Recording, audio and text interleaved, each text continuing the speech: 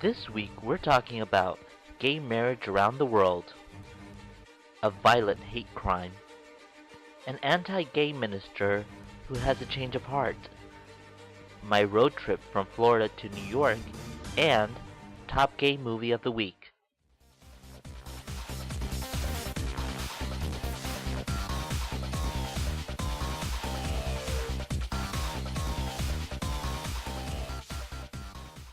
Hey fellow YouTubers, how are you? Now some of you wrote to me via my personal email asking me where I was last week. Oh, no you didn't. Actually no one cared. Nobody sent me anything. He didn't even get spam mail. But that's okay. In case somebody was wondering where I was, this is what I did. Zach and I went down to Florida last week to pick up our things from the storage unit. We ate these tasty donut holes all night on the Amtrak train. Zach told me that the train ride was a lot of fun. After getting our stuff, we took a U-Haul and headed back to New York. We saw lots of trees and cars. At nighttime, we stopped at south of the border, a Mexican Disneyland at the edge of the South and North Carolina border. We met interesting animals. I made friends with the natives. Zach liked making friends too. But he got tired and one of the dolphins offered him a seat. I decided to wrestle an alligator while he rested. Zach tried to make more friends, but it turns out they liked me more. Then we got hungry. They charged us $10 for this ginormous meal. The next day we hit the road again. We saw more trees and trucks. By the second night we were back in New York. I was sad that the trip was over. Zach said he couldn't wait to do this again. Zach said you shitted your pants driving into New York. It wasn't that bad. Would you like to know what I did last week? Not really. Too bad. You are about to hear it anyways. I did nothing. Nothing? Nothing. Then why'd you ask me if I wanted to know what you did last week? I hate being left out on the show. Whatever. Let's get to the LGBT news.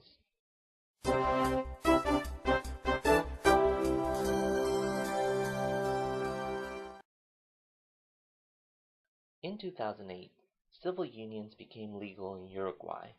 Now, they are looking to pass a bill that will allow marriage equality to become legal as well. If successful, marriage equality will come to Uruguay by the end of this year. It's funny when other countries are wising up, but we still can't get California to overturn Proposition 8. A few weeks ago, a young gay man was attacked in New York, simply for being gay. He was at the McDonald's, and he was with a friend, and all of a sudden, he was harassed and attacked, and this is the picture of the aftermath of what he looked like afterwards. What a senseless act of violence. Murray Richmond, who was a Presbyterian minister for 17 years and a hospital chaplain for 3 years and is currently a legislative aide for the Alaska State Senate, had this to say about his change of heart regarding homosexuality, and I quote, "With distance, I could see the mean-spirited nature of the anti-gay movement and the naked way large Christian organizations use the gay threat to raise money. Free from the constraints of a congregation, I could spend more time actually looking at the biblical texts that deal with homosexuality, and I was surprised to find they were not as clear as I had supposed they were. At this point, I have done a 180 on a topic, and I believe it's a change for the good. So why had we singled out homosexuality as a litmus test for true Christianity in the first place?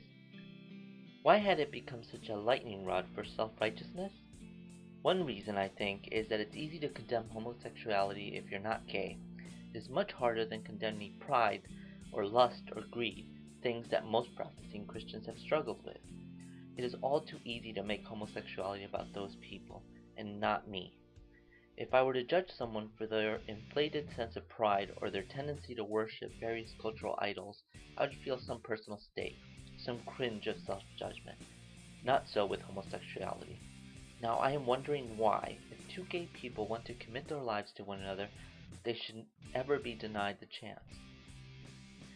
Wow, this came from a minister. I have to say, I'm not a fan of most ministers or churches or religion, but this guy really, really is after my heart. So, kudos to him for being so open-minded. And I'm sorry to spit in front of the camera. A priest with a brain. Imagine that.